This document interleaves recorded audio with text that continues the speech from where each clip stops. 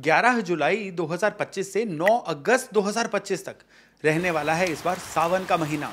भगवान शिव की कृपा पाने का महीना, भगवान शिव की ऊर्जा से सीधे जुड़ने का महीना। क्यों सावन के महीने को भगवान शिव के साथ जोड़ के देखा जाता है? उसके लिए हमें समुद्र मंथन तक जाना पड़ेगा। जब समुद्र मंथन हो रहा था, देवताओं और दानवों ने मिलकर समुद्र का मंथन किया था, तो समुद्र मंथन से एक्सपेक्टेड था कि कई सारी चीजें निकलेंगी जो जनमानस के, देवताओं के, असुरों के, सभी के काम आएंगी। ये रत्न भी होंगे, इसमें काफ़ी सारे रिसोर्सेज भी होंगे, लेकिन कुछ नेगेटिव चीज़ें भी होंगी। लेकिन यहाँ पे समुद्र मंथन की एक कंडीशन थी कि कोई भी चीज़ जब तक कंज्यूम नहीं की जाती या आपस में डिस्ट्रीब्यूट नहीं की जाती, तब तक अगली चीज़ नहीं निकलेगी। ये सारी परिणति जो है ये अमृत पाने तक चलनी थी। लेकिन शुरू में क्या निकला? विष निकला। अब जहर, विष को कौन कंज्यूम करे? अब यहां पे भगवान शिव सामने आए। भगवान शिव फेमस ही इसीलिए, भगवान शिव जाने इसलिए जाते हैं कि सभी के दुख जो हैं वो अपने ऊपर लेते हैं, सभी को दुखों से मुक्त करते हैं। तो भगवान शिव ने उस विष को कंज्यूम किया। अब जब भगवान शिव ने उस विष को कंज्यूम किया तो ताप इतना बढ़ा कि उस ताप को शांत करने के लिए भगवान शिव को चंद्रमा को अपने सर पे धारण करना पड़ा। चंद्रमा क्योंकि ठंडक का कारक है, तो भगवान शिव ने उसको धारण किया। अब जब इससे भी पूरी बात नहीं बनी तो देवताओं ने क्या किया? गंगा जी से जल लाके भगवान शिव का अभिषेक किया। अब तब से कांवड़ यात्रा, गंगा से जल लाके भगवान शिव का अभिषेक करना, यह सावन के महीने से जुड़ी हुई है। तब से भगवान शिव भी चंद्रशेखर भगवान शिव कहलाए। तो सावन के महीने का भगवान शिव से जुड़ने का यह बहुत बड़ा महात्मा है। और कई दंत कथाएं हैं, लेकिन ये एक मेन स्टोरी है जिससे हम सावन के महीने को भगवान शिव की कृपा से जोड़ते हैं। और खाली यही नहीं, श्रावण का मास जो है, श्रावण वर्ड का मतलब क्या है? श्रावण वर्ड का मतलब है श्रवण करना, सुनना। तो श्रावण मास में ये कहा जाता है कि आप जैसे जुबान एक है, कान दो है ना, जितना बोलते हैं उससे डबल सुनना शुरू करिए। लेकिन सुनना क्या है? Quality content. सबसे पहले देखिए, हमारे स्क्रिप्चर्स में तो ये कहा गया है कि श्रावण मास में कथा सुनिए, श्रावण मास में महात्मा सुनिए, श्रावण मास में के सिद्ध लोगों की, संत पुरुषों के वचन सुनिए, ताकि आपकी मेंटल कंडीशनिंग बेटर हो। आज की डेट में हम इसको अगर मॉडर्न एज से टैली करें तो अच्छा कंटेंट कंज्यूम करिए जिससे कि आपका कैरेक्टर बिल्डिंग हो, जिससे कि जीवन आगे बढ़े। तो सावन का महीना श्रवण करने का महीना है। श्रावण नक्षत्र से भी सावन का महीना जोड़ा जाता है। अब सावन की जो पूर्णिमा आती है, जो इस बार शायद 10 अगस्त के करीब आएगी, जिस दिन रक्षाबंधन होता है, उस दिन आकाश में श्रवण नक्षत्र जो है ये पूरी तरह से विजिबल हो। और खाली यही नहीं, श्रावण मास जो है ये कर्क राशि से जुड़ा हुआ महीना है। कर्क राशि चंद्रमा की राशि, और चंद्रमा के ईष्ट कौन है? भगवान शिव। तो हर एंगल से जिधर से भी जाएंगे हमें भगवान शिव ही मिलेंगे। तो श्रावण मास जो है ये भगवान शिव की कृपा पाने का अभूतपूर्व महीना है। यूं तो सावन का सारा महीना ही बड़ा ही जबरदस्त, बड़ा ही एनर्जी से भरपूर होता है। सारे के सारे जो सावन के दिन है ना, भगवान शिव का अभिषेक करना, भगवान शिव की पूजा करना, इससे जुड़े हुए हैं। लेकिन फिर भी सावन के जो सोमवार हैं इनका बड़ा विशेष महत्व है।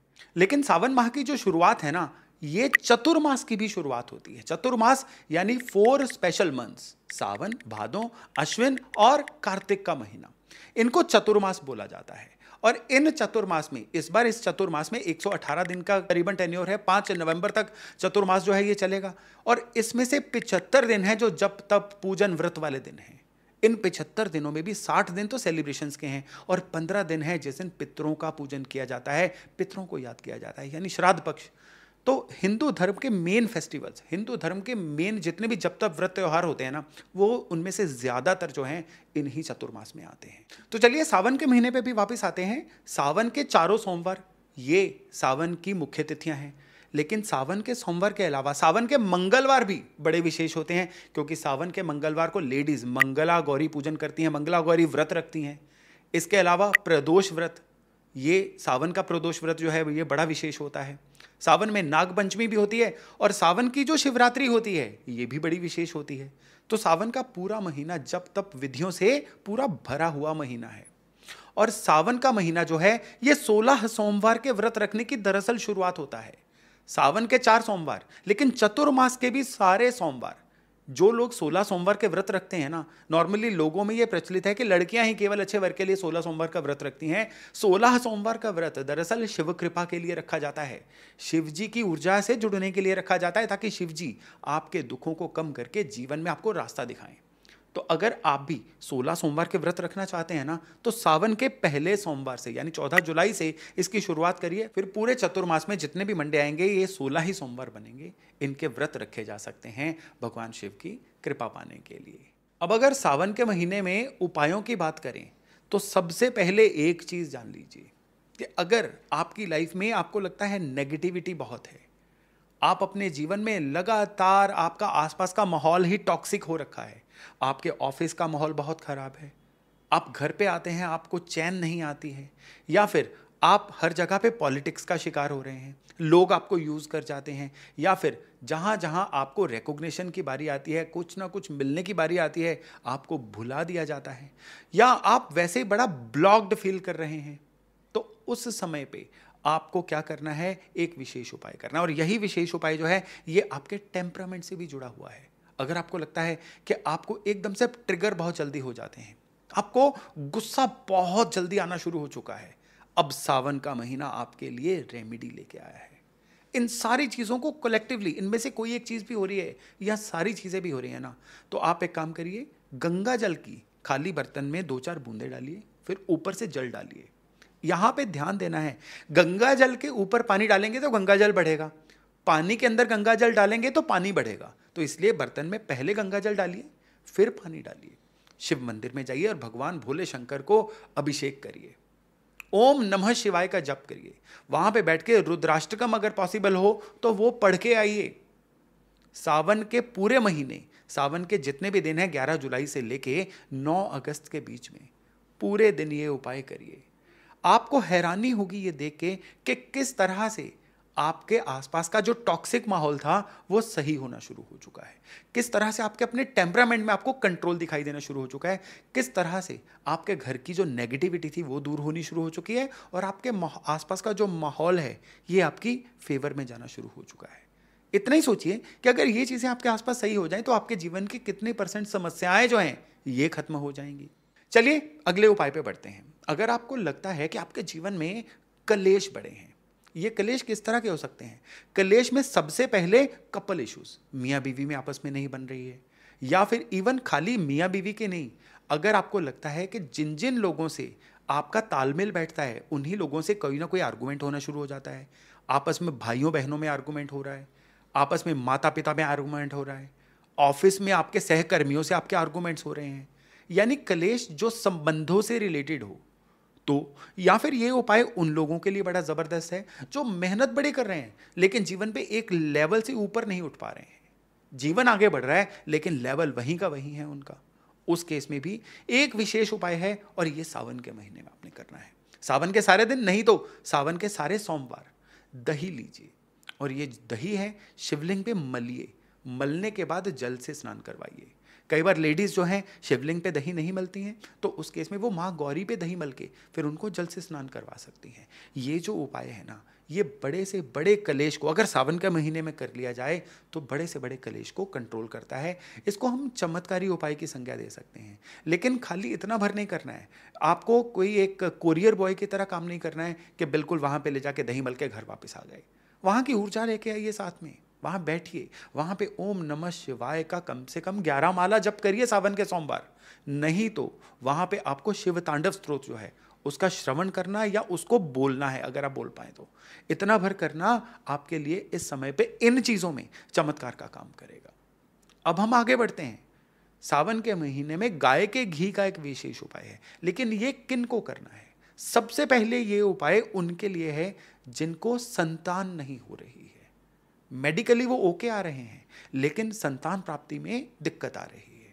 दूसरे वो भी लोग जिनके डॉक्टर्स ने कोई ना कोई मेडिकल एलिमेंट बता दी है संतान प्राप्ति के रास्ते में, लेकिन वो मेडिकल एलिमेंट का इलाज ढंग से नहीं हो पा रहा है। इवन खाली यही नहीं, अगर किसी ना किसी तरह से घर में कोई ना कोई मंगल कार्य नहीं हो रहा है, जो शादी योग्य बच्चे हैं उनकी शादियां नहीं हो रही हैं, रिश्ते आते हैं लेकिन एकदम से रिश्ते, बात तो चलती है फिर बात चुप हो जाती है। कई जगह पे लड़का लड़की ओवर चूजी बन जाते हैं और उसकी वजह से उनको अपने मनपसंद लाइफ पार्टनर नहीं मिलते हैं। तो उस केस में गाय का घी जो है ये शिवलिंग पे अर्पण करना है। हर मंडे अर्पण करिए, कोशिश करिए, अगर रोज कर पाए तो फिर तो कमाल है। अब जिस तरह से घी क्या होता है, दूध का एक्सट्रैक्ट घी होता है, तो उसी तरह से शिव की जो कृपा है ना पूरा एक्सट्रैक्ट होके मिलती है। और जीवन में जितनी अभी मैंने ब्लॉकेजेस बताई ना, ये इस उपाय से और शिव कृपा से बहुत जल्दी रिमूव हो जाती है। हाँ, वहां पे जाके शिव स्मरण करना मत भूलिएगा। चलिए अब अगले उपाय की तरफ बढ़ते हैं। अगला उपाय जुड़ा हुआ है आपके जीवन की इम्यूनिटी से, आपके जीवन की सुरक्षा से। कई बार जीवन में क्या होता है कि आप डरते हैं कि अगर मैं फलाना काम करूंगा तो कहीं उल्टा ना पड़ जाए, अगर मैं नया काम कर लूं कहीं वो फ्लॉप ना हो जाए, अगर मैं उससे फलानी बात कर लूं तो कहीं बात उल्टी ना पड़ जाए। यानी आपको किसी चीज का जब डर सता रहा होता है या फिर आप किसी लड़ाई झगड़े में हैं, आपको किसी ना किसी तरह से ईश्वरीय सुरक्षा चाहिए। तो सुरक्षा का जब आपके जीवन में कमी आती है, आपके जीवन में इवन किसी वर्किंग एनर्जी की कमी आती है कि आपके अंदर एस्पिरेशंस, आपके अंदर एम्बिशंस बड़ी हैं लेकिन आप जीवन में आगे बढ़ नहीं पा रहे हैं, तो फिर आपको क्या करना है, पूरे सावन के जितने भी दिन हैं या सावन के सारे सोमवार शहद जो है ये शिवलिंग पे अर्पण करना है। शिवलिंग पे शहद अर्पण करना आपको सुरक्षा देता है, आपको एनर्जी देता है, आपको एक ये फीलिंग देता है कि आपके पीछे कोई डिवाइन हेल्प है। आप गिरेंगे नहीं, आप आगे बढ़ने की कोशिश करिए, अपने जीवन में अपना ऑर्बिट शिफ्ट करने की कोशिश करिए, ईश्वर 100% आपकी सहायता करेंगे। ये जो चीजें हैं, ये चीजें मिल के पंचामृत बनाती हैं, जल, गंगा जल, दूध, दही, शहद, घी। तो आप अगर ये सारी चीजें भी अपने जीवन में चाहते हैं कि किसी भी एंगल से जीवन में कोई परेशानी ना आए, तो फिर पंचामृत स्नान करवाइए। लेकिन यहां पे मैं आपको सलाह दूंगा कि पंचामृत स्नान उन लोगों के लिए है जिनको जीवन में कोई बहुत बड़ी क्लैरिटी नहीं है। अगर आपको क्लैरिटी है कि बाकी चीजों में मैं सही हूं लेकिन मुझे फलानी ये चीज चाहिए, तो फिर कोई एक अकेला उपाय किया गया आपको बहुत ज्यादा फल देगा। लेकिन खाली यही नहीं, सावन के महीने में और भी शिव कृपा पाने के उपाय किए जा सकते हैं। जैसे कि अगर कोई इंसान एंग्जाइटी, ओवर थिंकिंग, मन का लगातार बीमार रहना, डिप्रेशन से जूझ रहा है, उसको लगता है कि उसके मन की वजह से उसके जीवन में बड़ी ब्लॉकेजेस आ रही हैं, उसके गुस्सा करने की वजह से ब्लॉकेजेस आ रही हैं, उसके उदास रहने की वजह से लोग उससे कटना शुरू हो गए हैं, या कोई इंसान जो है जिसको क्लैरिटी है इस चीज़ की कि उसका मन बीमार है, उसको चंदन का तेल जो है माँ गौरी पे या शिवलिंग पे अर्पण करना है सावन के सारे दिन या फिर अगेन सावन के सोमवार। और ये सावन के महीने में डिप्रेशन के इलाज के लिए मिरेकुलस रेमेडी है। इसके अलावा जो लोग किसी मुकदमे से जूझ रहे हैं, किसी ना किसी वैर विरोध से जूझ रहे हैं जिसकी वजह से कॉम्पिटिटर्स या ओपोनेंट्स बहुत ही उन पे हावी हो रहे हैं, पहले इस चीज़ की क्लैरिटी करिएगा कि ओपोनेंट अगर आपके ऊपर नाजायज़ हावी हो रहे हैं या लिटिगेशन जो है, कोर्ट मैटर्स जो हैं वो पीछा नहीं छोड़ रहे हैं, आप सही हैं लेकिन फिर भी आप फंसते चले जा रहे हैं, तो उस केस में सावन के माह में सरसों के तेल से शिवलिंग का अभिषेक करिए। ये दिक्कतों से निकलने के लिए एक बहुत ही प्रभावशाली रेमेडी है। इसके अलावा कोई भी इंसान अगर, देखिए अभी मैं आपको एक उदाहरण के द्वारा समझाता हूं कि अगली रेमेडी किस चीज से जुड़ी हुई है। अगली रेमेडी जुड़ी हुई है कलेक्टिव डैमेज से। कई बार क्या होता है कि कुंडलियों में ऐसे दोष नहीं होते लेकिन फिर भी कोई महामारी ऐसी आ गई, कोई भूकंप ऐसा आ गया, या जैसे अभी एयर इंडिया की एक बहुत बड़ा क्रैश हुआ है जिसमें कई लोग बिना बात के ही बेचारे वो अपना जीवन से हाथ धो बैठे, बहुत ट्रेजिक था वो इंसिडेंट। तो जिन चीज़ों में कलेक्टिव डैमेज होते हैं ईश्वर उनमें भी सुरक्षा दे। अब उस केस में भी देखिए कि एक इंसान चमत्कारी रूप से बच गया। अब शिव कृपा पाने में आपने क्या करना है कि ये उपाय थोड़ा मुश्किल है, ये है भस्म से शिवलिंग के ऊपर अभिषेक करना। भस्म से अभिषेक करना जो है, ये जब भी कोई महामारियां या कलेक्टिव डैमेजेस आते हैं ना, उसमें से भगवान शिव हाथ दे के रक्षा करते हैं, ऐसा माना जाता है। तो हो सके अगर आपके पास ऐसे कोई साधन या संभावना है तो शिव जी को भस्म से भी अभिषेक करवाइए। और ये जो चीज़ है ये कहते हैं कि साक्षात शिव कृपा से जोड़ने वाला भी उपाय है। आप कोई भी उपाय ना कर पाए ना, तो पूरे सावन के महीने में आप कम से कम अपने घर में बैठ के शिव उपासना, एक माला ओम नमः शिवाय का जप जरूर करिए। शिव जी को अपने जीवन में लेके आइए, शिव जी से जुड़ने की कोशिश करिए। सावन का महीना आपके लिए बहुत ही चमत्कारी रहने वाला है। लेकिन यहाँ पे अंत में एक बहुत बड़ी बात करूँगा, अगर ये बात आपने अप्लाई नहीं की तो फिर आपके द्वारा किए जाने वाले उपाय शायद आपको फल नहीं दे पाएंगे। और वो बात है कर्म करना। शिव जी उन्हीं के ऊपर कृपा करेंगे जो लोग कर्म करते हैं। अगर आप सिर्फ उपाय करके किसी रिजल्ट पाने की इच्छा करेंगे तो भगवान शिव भी आपकी हेल्प नहीं करेंगे। आप करेले का बीज बो के आम उगने की प्रार्थना करिए सावन के महीने में, क्या भगवान शिव करेले को आम बना देंगे? नहीं बनाएंगे। भगवान शिव की कृपा भी आपके सीडिंग के बाद, आपके बीज डालने के बाद ही शुरू होती है। वो मैंने कहीं से एक पंक्तियां पढ़ी थी कि लंका ना बचा पाया शीश चढ़ाने वाला, और दूध चढ़ाने वाला किस भ्रम में है। ये सच बात है कि अगर आप कर्म को इग्नोर करके केवल उपाय करके इस भ्रम में रहेंगे कि भगवान शिव अब आपके साथ चलेंगे, तो भगवान शिव पहले कर्म को मानते हैं। तो सावन के महीने में अपने कर्म को भी डबल करिए और फिर भगवान शिव की कृपा पाने के आप पात्र बन जाएंगे। मेरी तरफ से आपको और आपके परिवार को सावन की बहुत बहुत शुभकामनाएं। ईश्वर करे कि ये सावन का महीना आपको साक्षात शिव कृपा से जोड़े। तो चलिए अभी अपनी वाणी को विराम देता हूं और वायदा करता हूं एक अन्य वीडियो के साथ बहुत जल्द मिलने का। तब तक अपना खूब ध्यान रखिएगा। नमस्ते।